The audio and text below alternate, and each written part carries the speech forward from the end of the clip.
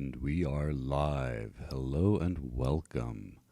I am Anarchimedes, and if you've tuned into the show, then maybe you stumbled upon me, maybe you knew what you were looking for. But here we are live, unscripted and unrehearsed, doing all of this in one take, right before your eyes, here on the Anarchimedes show. It is 5:08 in the morning, here in the land of the burning sun. And you're joining us for more ASMR adventuring here in what we are presenting today. Let me just switch over to that cam. Oh, there we go. Let's pull it down. In fact, let's adjust that just a bit. We'll get a little bit closer into the mic. Get that so it's not so far down. And we are reading Mountain of Mirrors by Rose Estes. This is book 2 in the Dungeons & Dragons Endless Quest series of books. They were a choose-your-own-adventure type book. A book with multiple endings where you got to decide what you do at certain points in the story. And just for comparison size, you can see my hands there. Man, I understand why some YouTubers wear gloves when they're doing things with their hands, but here we just go for it. You get what you get.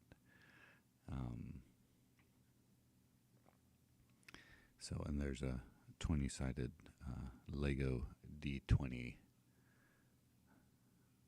for your so you can get an idea of size comparison. This is your standard D20 size. And because we're reading Dungeons & Dragons. Now, this was published in 1982 by TSR Hobbies. And that means that we are not dealing with 5e rules here. So if I read something and you're like, what? An elf doesn't live that long, you can chalk that up to a change in the rules. This was when Dungeons & Dragons was owned by TSR Hobbies.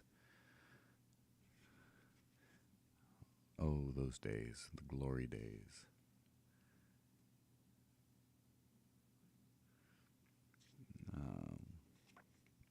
If you are just listening, tuning in for just the quiet ASMR tones, I will describe the front cover because this cover was burned into my memory after seeing this as a young boy. But the cover has a blue frost giant holding an uprooted fir tree like a club. An upturned, uprooted fir tree like a club, standing in front of a large white dragon, both of them standing in front of what looks like the Mountain of Mirrors. Anyway, I know the video, the overhead cam does not like to focus for some reason. It gets a little, let's try this. Let's try this. And before we do that, we really need to get the tone set more here. We will go ahead and grab this. Scully's back there waiting patiently. Let's see if I can get in both cameras. I can't get in both cameras at once, I don't think. Not without burning my beard. That would be bad. Let's not do that live on an ASMR read.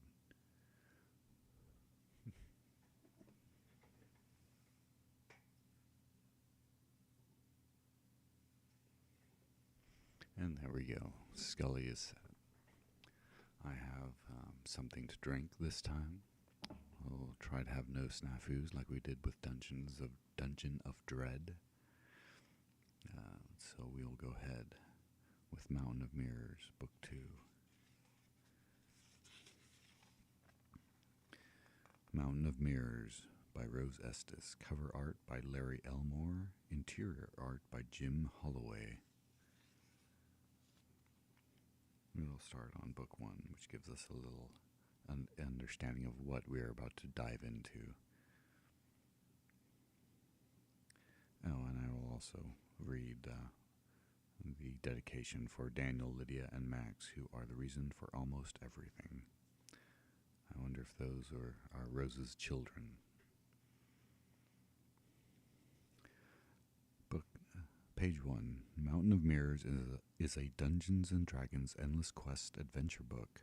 Between the covers of this book, you will find many paths to fantasy adventure. There are many possible choices in this book, some simple, some sensible, some foolhardy, some dangerous. All the choices are up to you. You can read this book many times with many different results. Remember, you choose your adventure. You are the adventure. If you make an unwise choice, go back to the beginning and start again. There are no right or wrong choices, only many different choices to pick from. We hope you read and enjoy them all. Good luck. Good adventuring and good luck. Oh, I'm switching words around already.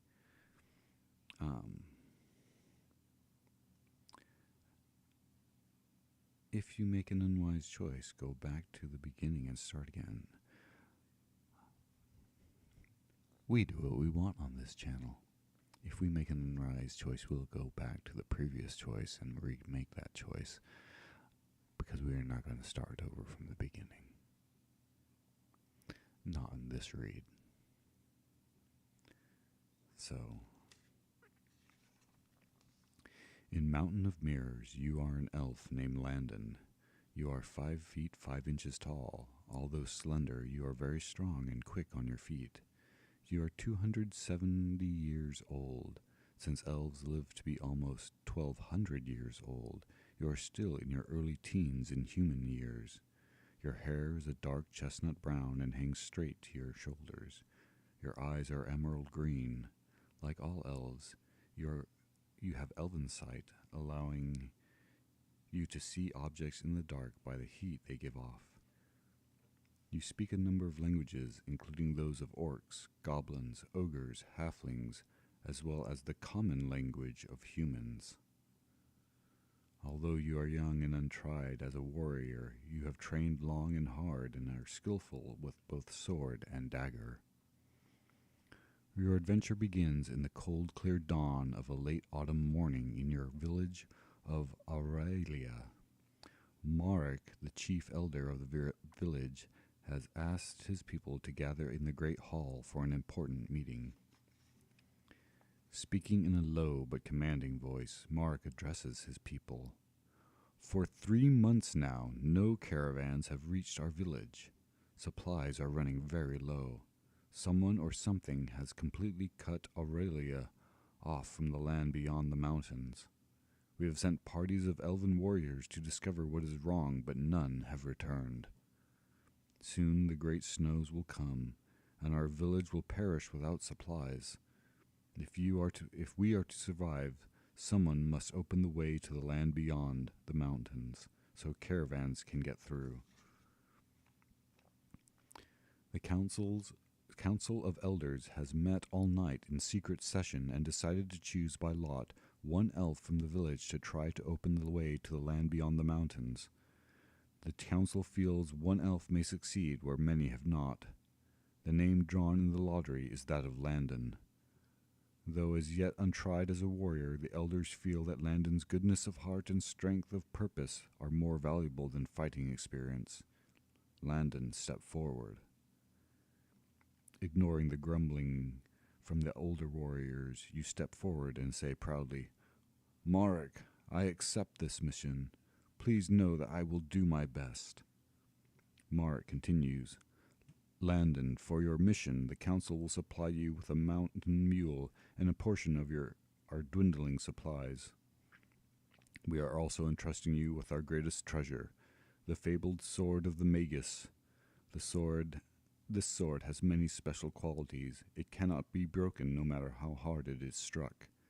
At your command, it will throw a clear golden light over a 10-foot area. The sword of the Magus will hum in the presence of enemies. If you are defeated or slain, the sword will lose its powers. It cannot be used by anyone who is not pure in heart. Prepare yourself, Landon. You leave within the hour. The hour speeds by quickly as you change from your everyday clothes into gray suede shirt and pants and a gray hooded cloak lined with silver fur. You put a tiny bone-handled knife in the secret pocket inside your shirt. The lace on your tall black leather boots. You lace your tall black leather boots to your knees and begin filling your backpack with supplies. You load it with an axe, a rope, oil flask, some herbal medicine, a drinking horn, a tinderbox, and torches. Strapping a silver dagger to your belt and slinging a bow and a quiver of arrows over your shoulder, you prepare to leave. Following a narrow, rocky trail, you leave your beloved village behind, sped on your way by the blessing of family and friends. Eventually, Aurelia becomes lost in the distance. As you climb out of your valley home, rocky peaks tower above you. Snow covers most of the peaks,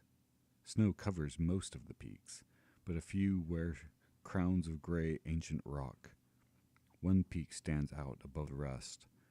From time out of mind, your people have called it Shanafria, the Mountain of Mirrors. Snow covers Shanafria on all sides, and its upper third is shrouded in a sheet of solid ice. When the sun shines, the mountain sparkles like a cold, perfect diamond. As you approach Shanafria, dark clouds blot out the sun and a chill, piercing wind rises. A path climbs steeply into the roof of the clouds. Several times your mule pulls back on its reins, reluctant to move forward. You sigh in sympathy. If there were another trail, you would surely take it. Mule, you say finally. Sometimes there's no choice, and you have to do things you don't like. Stop fussing and move. Tucking your head down against the wind, you continue trudging up the mountain's side, pulling the stubborn mule behind you. The afternoon passes quickly, and soon the day grows gray with the coming of night. The idea of spending the night alone on the mountain frightens you, but you have no other choice. Just ahead, you spot a sheltered hollow off of the trail. If you hurry, you can make your camp while there is still some light. You reach the hollow just before sunset, and you set up your camp and feed the mule. Then you set about cooking your own dinner. After eating, you snuggle down into your warmest furs and prepare to sleep. You are so tired that your eyes close almost instantly. A faint cry reaches your ears. Wide awake, you listen, but hear nothing more. You decide it must have been the cry of a night bird. Settling down, you try once more to get some sleep. Again, the cry echoes through the valley, louder now. Alert, you sit up, waiting for the next cry. You are sure now that it was definitely a voice you heard, the voice of someone in trouble. The cries seemed to be coming from the trail. Drawing your sword and slinging your bow and arrows over your shoulder, you creep quietly down to the trail. You see nothing in the direction from which you came. "Help! Help!" The sharp but still distant cry comes from behind you. Whirling around, you see 3 elves sprinting full speed down the trail, pursued by 4 ogres. The ogres are 9 feet tall, with greenish-brown skin, snaggly yellow teeth, and sharp black claws. Each carries a pair of spears. Seeing the elves' danger, you start to wade through the heavy snow toward the battle. Close to the edge of exhaustion, the elves stumble more than they run. As you watch, one elf slips on an icy patch and falls to the ground, his weapons clattering away. His companions stop, uncertain, tug his arm and urge him to rise. But he does not move. The elves glance back at the ogres, who are gaining on them. Finally they race on, leaving their fallen friend behind. One of the ogres picks the fallen elf up by the one foot, Struggling weakly, the elf dangles upside down. He pulls out his short sword and strikes desperately at the monster. The ogre only laughs and tosses the elf over the cliff that borders the trail. The elf disappears, falling hundreds of feet to the valley floor below. Still wading through the snow, you glimpse the remaining elves struggling between themselves. The larger elf is weaponless and holds the others by both arms. With a sudden wrench, a small elf pulls away and rushes back towards the ogres. The ogres stand on the edge of the cliff, laughing about the elf's death. They are surprised and unprepared for the attack. Sword swinging, the elf is upon them before they realize it. He strikes the first of the ogres he strikes first at the ogre who killed his friend, breaking the sword off at the hilt. The dying ogre tries to speak, but crumples to the ground with the broken blade lodged in its body. The elf draws his dagger and flings himself on another ogre. He stabs 3 times before the new foe can draw his own sword and attack. The other ogres crowd forward to join the fight, but there is room on the narrow trail for only one of them. The elf stays out of range of the wounded ogre's sword and is unable to move close enough to strike its fatal blow. Suddenly, out of nowhere, something flies through the air and strikes the ogre on the forehead. The weaponless elf who has thrown a snowball to distract the ogre. As he continues to bombard his enemy, the surprised ogre throws his arms up to protect himself. While the snowballs cannot harm the ogre, they do confuse it. The first elf seizes his opportunity, leaps forward, and plunges his dagger into the ogre's stomach. Before the body hits the ground, the elf turns and races down the trail. Screams of rage echo through the valley as the 2 remaining ogres rush after the elf. The first ogre grabs a spear. Taking careful aim, it lets the spear fly through the air with deadly accuracy. The spear strikes the elf, sending him sprawling on the icy trail. He struggles to rise but cannot. With a cry of rage, the weaponless elf charges the enemy. The ogre throws its second spear as it runs. The injured elf raises his head wearily and sees a spear flying towards his companion. With a valiant struggle of strength, he flings himself between them. Both elves fall heavily to the trail. The weaponless elf struggles to his knees unharmed, but the other elf lies crumpled in the snow with 2 spears lodged in his body. Ulmus, Ulmus, sobs the weaponless elf. The ogres roar with laughter at his cries. At the sound of their laughter, the grieving elf leaps to his feet and rushes towards them. So you want some of the same, little guy? Keep coming, elfie. This spear is for you, growls one of the ogres, waving a spear. The ogre's words stop the elf. He stands hesitantly on the trail with no weapons to defend himself. What's the matter, chicken? I'll come to you, roars the ogre, starting forward. Quick, elf, this way, you yell. You're still too far away to help him, but you are getting closer each second. If you can just reach him, his chances of escape will be better.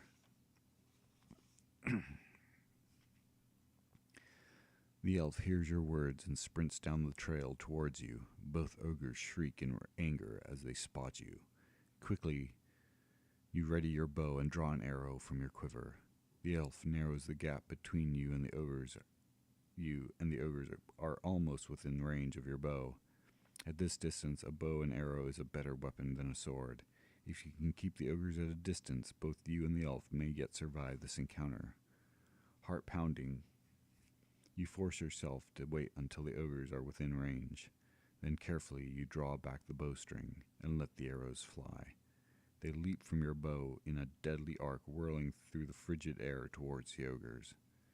The first arrow slams into an ogre. It stumbles but continues to lurch forward. Then zock, zock, zock. The remaining arrows thud into its body. The ogre stops, taking takes a faltering step, staggers, and falls. The last ogre kneels by the bloody form of his companion, grabs a fallen spear, and rises. Before he can get off another volley of arrows, the ogre draws back the spear and throws it with tremendous force. Then, with one final growl, it turns and races back up the trail. You hear a low moan of pain. The spear found its mark. The elf has been hit. Hurrying up the trail, you kneel at the side of the wounded elf and examine him. The spear has passed through his chest, just below his right shoulder. With a shock, you recognize him as Halleck, the elven warrior from your village who left with the last party that tried to cross the mountains. Halleck tries to speak, but no words come. He collapses on the snow. Frantically, you tear aside his clothing and listen at his chest. Dimly, you hear a ragged heartbeat. He still lives.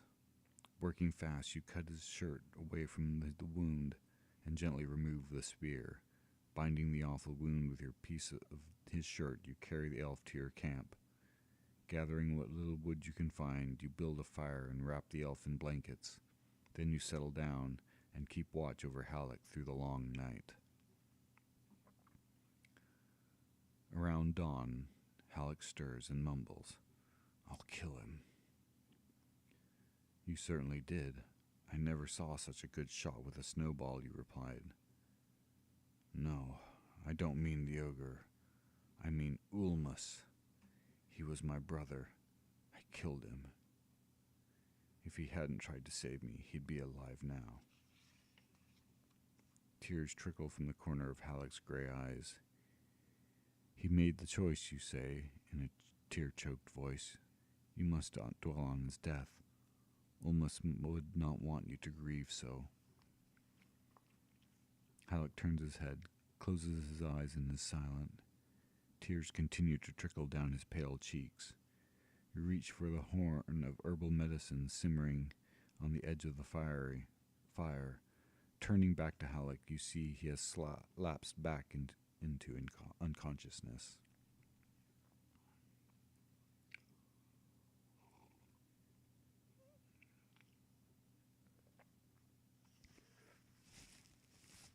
All day, the elf wanders in and out of consciousness, delirious and feverish.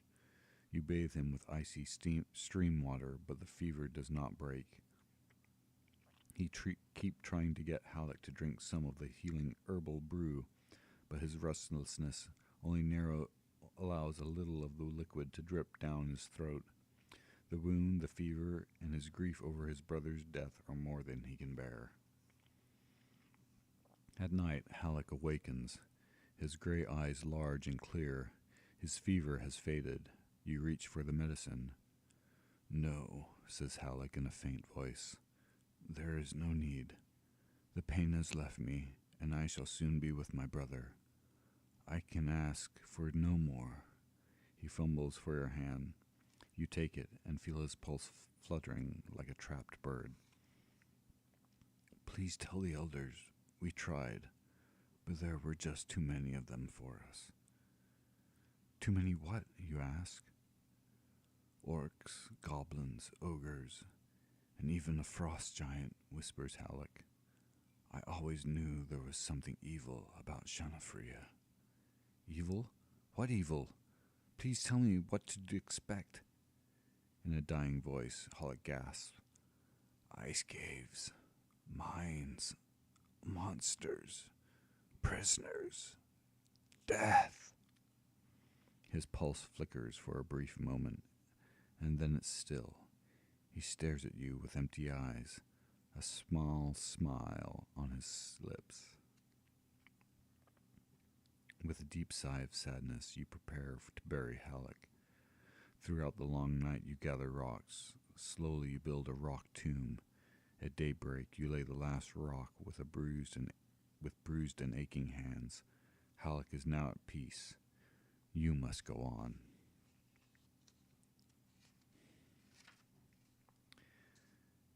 You have difficulty forcing the mule around the frozen body of the ogre. With a bray of protest, it finally leaps forward. Prancing wildly, it dashes up the trail ahead of you. You run to catch it. The mule has already rounded the boulder ahead of you. Suddenly, it gives a terrified bray. "Stupid mule, trust it to make a noise like that when you need to be quiet," you mutter to yourself.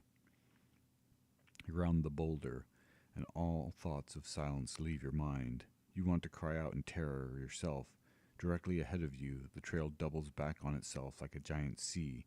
You stand on one side of the trail next to the braying mule. On your left is the mountain wall. On your right is empty air. 40 feet across the chasm is the other side of the trail. Carved into the mountain wall is a cave with an opening framed in ice and snow, and sitting at the opening of the cave is an enormous frost giant and a young white dragon. "Look, Fang," booms the frost giant, his icy blue skin glinting in the sunlight. "We've got company. Come on, where are your manners? Greet our guests." Fang, the white dragon, draws its scaly lips back over its long, sharp teeth and almost seems to smile. Then it opens its mouth and belches a cone of white frost that rolls across the chasm. The frost falls far short of you. "If I've told you once, I've told you 100 times. You have to practice. You missed an easy shot. Try again." The giant seems to think you and the mule are nothing but toys for Fang's target practice. That makes you angry. While the giant continues to lecture the dragon, you grab your bow and 3 of your remaining arrows and take aim. Zap, zap, zap. The arrows fly across the chasm and bounce off the giant's armor. Even though your shots were well placed, they have no effect. Surprisingly, the giant laughs again. "You can't hurt us. You and Fang would make a good team. Tweedledum and Tweedledummer." The dragon rumbles and roars. "Don't like arrows, Fang? Well, blast them again. You're 50 years old. You should be doing better. At the rate you're going, you'll be 100 before you amount to a hill of snowballs. Now take careful aim and blast," cautions the giant. You grab another arrow. Drawing the bow, you aim and let the arrow fly at the dragon. "Yick!" screeches Fang as the arrow strikes its rump. It rolls over on its back, digging the arrow deeper into its flesh and making the pain worse. "Yip, yip, yip," it shrieks again. "Don't just lay there screaming," says the giant. "Do something. Are you going to let an elf do that to you?" As if in answer, Fang blasts forth a great frost cone with a huge roar of anger and pain. Unfortunately, the frost cone strikes the snow and ice hanging above the cave. The roar echoes and bounces off the narrow walled trail where you and the mule stand. As the echoes of the roar fade, you hear another noise. Softly, at first merely a murmur, it grows louder and louder. Soon it sounds like 1,000 dragons roaring. Both you and the giant look upward to see an incredible sight. It looks like the entire mountain is falling. An avalanche, powdery snow followed by huge chunks of ice are tumbling straight down the side of the mountain towards you. "Fang, you stupid idiot! Look what you've done!" bellows the giant. "You set off an avalanche! Get off your scaly bottom and stop screeching! Quick, get back in the tunnel!" Fang and the giant are luckier than you. They have shelter. Nothing stands between you and the thundering wall of snow. You press close to the side of the mountain, grabbing the mule's reins. You back up the trail the way you came. The mule is quick to follow, almost running over you in the eagerness to escape. You race around the corner just as the tons of snow and ice and rock crash down behind you on the trail. The thundering, rumbling, and roaring go on for long minutes. The mountain and trail beneath your feet tremble. When the awful noise finally stops, you look around. The trail is gone. The cave is gone, buried deep beneath a mass of ice and snow. The chasm between the two trails is now filled with snow. If you are to continue, you must dig out the snow-filled trail. It will be difficult and dangerous. One false step, and you could plunge from the mountainside to your death. Our first choice. If you want to turn around